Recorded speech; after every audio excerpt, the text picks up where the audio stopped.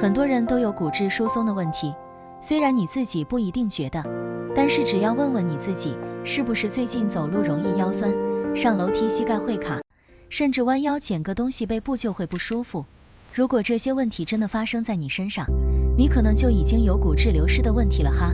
骨质疏松以前都说一定要补钙，要喝牛奶，要吃钙片，让骨头能够变硬变强。多晒太阳的保护效果，主要是在于骨密度的维持哦。也就是说，中年的时候多晒太阳，老年以后你的骨头密度呀，会比没有常晒太阳的人好，整个人比较不会那么容易骨折。但是真的是这样子吗？你有没有注意到自己的骨骼开始在悄悄流失了呢？你或你的家人有没有骨质疏松的困扰？你们有没有开始采取哪些行动，来避免自己骨质疏松的问题发生呢？欢迎各位在下方留言跟大家分享，我们一起来探索这个问题哈。在2023年，英国剑桥大学发表了一项追踪超过18万人的大型研究，他们发现说只要你中年的时候保持规律的户外活动，同时搭配足够的营养摄取，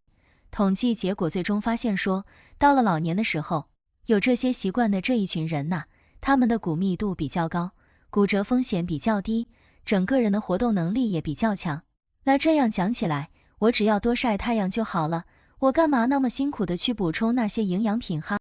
秋一想先问大家一个问题，你是不是觉得骨质疏松只要补钙就够了，其他什么都不需要做？如果你觉得是，请在下方留言区里面打1；如果你觉得不是的话，请在下方留言区里面打0。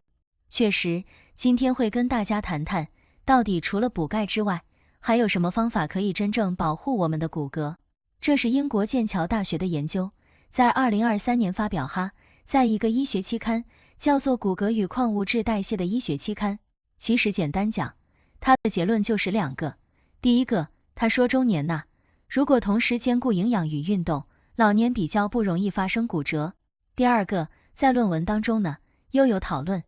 为什么会有这样的效果？他们发现说保护骨骼的关键，主要是在于骨质密度的维持哦。也就是说，中年的时候如果有好好照顾骨骼，老年以后你的骨密度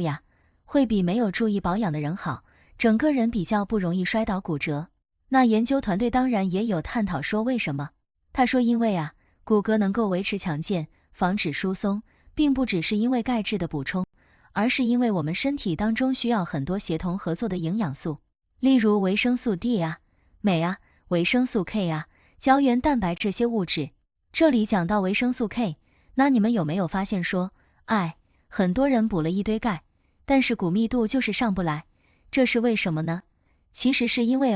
维生素 K 是负责把钙质引导进入骨骼的关键物质了，少了它，你吃再多钙也没办法好好利用。那维生素 K 呢？因为很多人都不知道它的重要性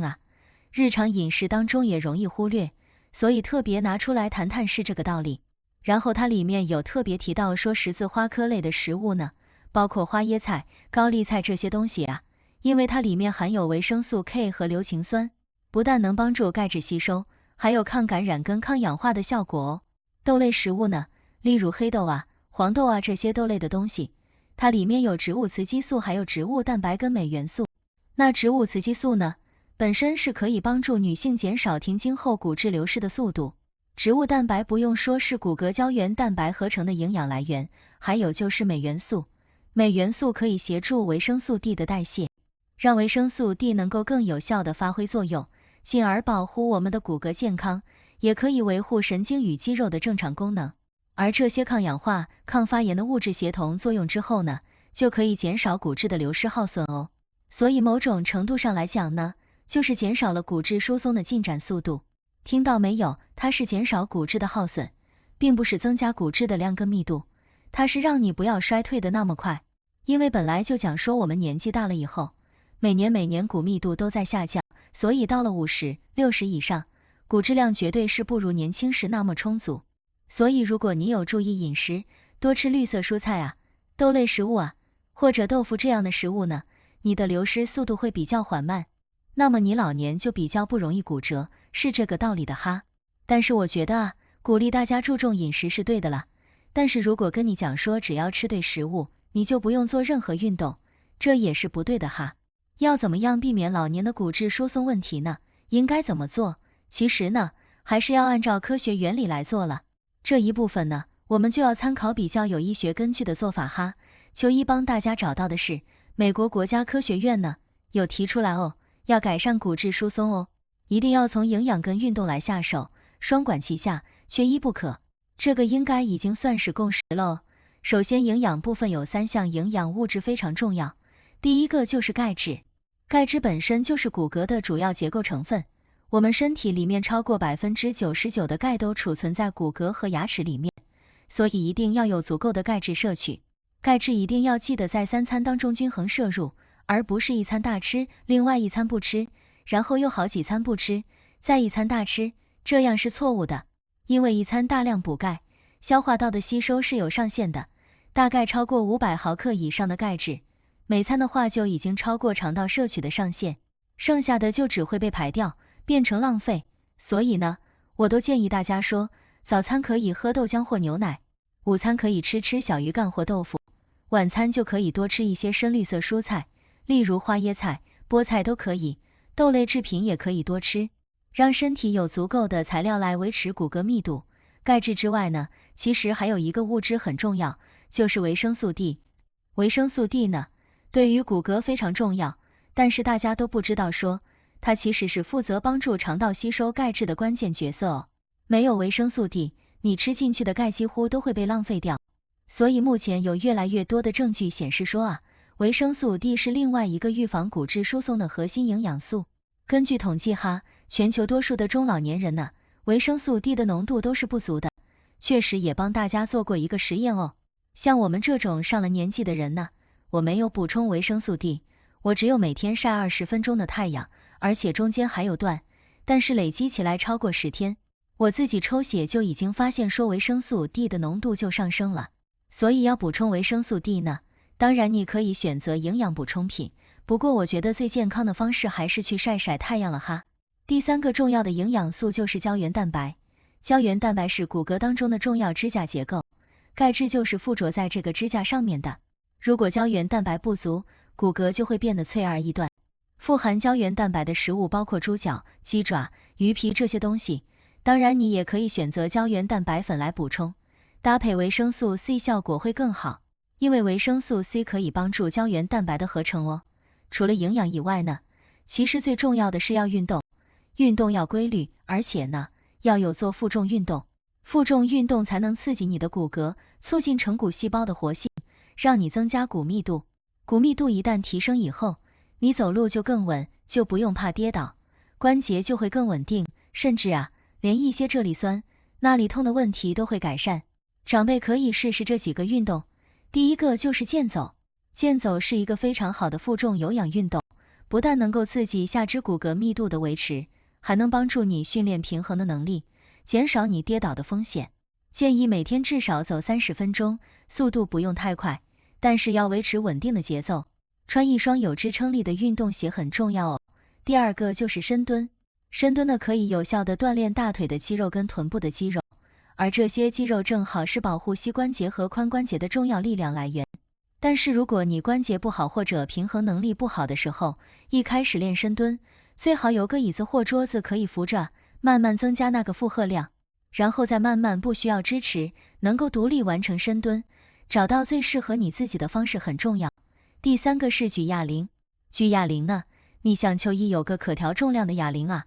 我经常要求自己每个礼拜至少要做2次或3次的阻力运动来锻炼上肢骨骼。你如果没有这种可调重量的哑铃，你也可以用随身可取的东西，例如说宝特瓶装水啊，或者像秋衣有时候背包很重，我就拿背包这样练一练。这也是重物训练手臂肌肉跟刺激手腕骨骼密度的一个好方法。第4个就是踮脚尖运动。踮脚尖运动我每天都有在做哦。这个动作非常简单，就是站着把脚跟抬起来，用脚尖撑住身体的重量，维持几秒钟再放下。这个动作可以刺激小腿骨骼跟脚踝的骨密度，还可以顺便训练小腿的肌肉力量，改善血液循环。可以扶着椅背来做，每次做个20下，一天做2到3次就很有效果了哈。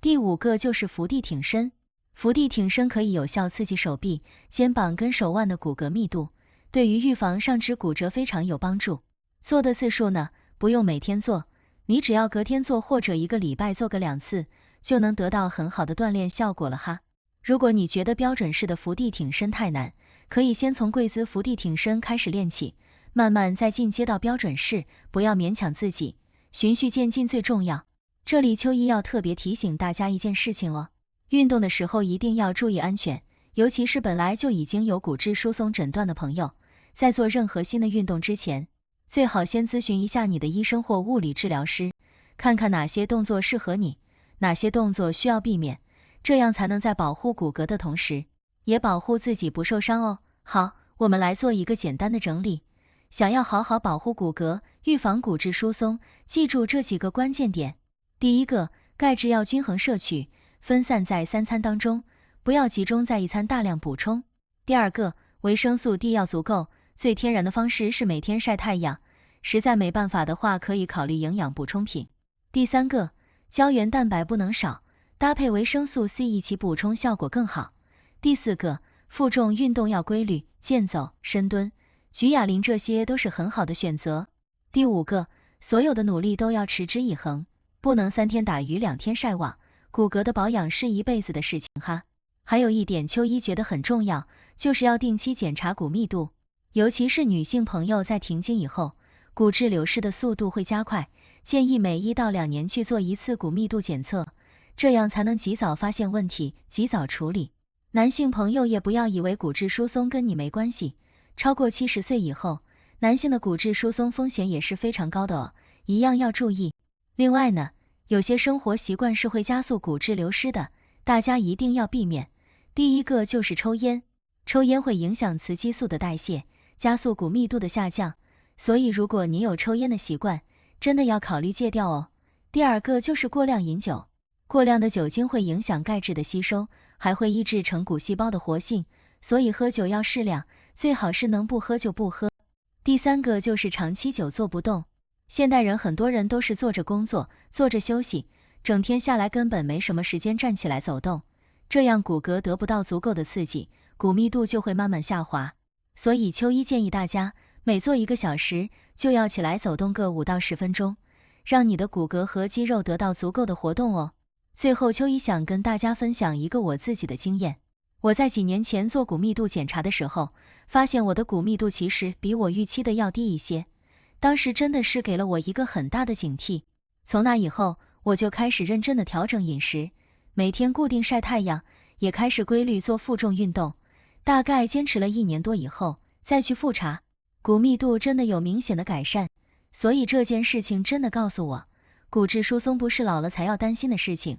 而是从现在就要开始行动的事情。不管你现在几岁，从今天开始保养都不会太晚哈。我们身体的骨骼就像一栋房子的地基，地基稳了，整栋房子才稳。骨骼健康了，你的活动能力才能维持，生活品质才能保障。所以不要等到骨折了才来后悔，现在就开始行动，从饮食跟运动2方面同时着手，给你的骨骼最好的保护哦。今天的分享就到这里，打开小铃铛获取最新的讯息，我们下回再见。各位朋友，如果你喜欢我们今天所讲的，请在下面按个赞。如果你对我们的内容感到兴趣，想要获得最新的信息，请按订阅。下回见。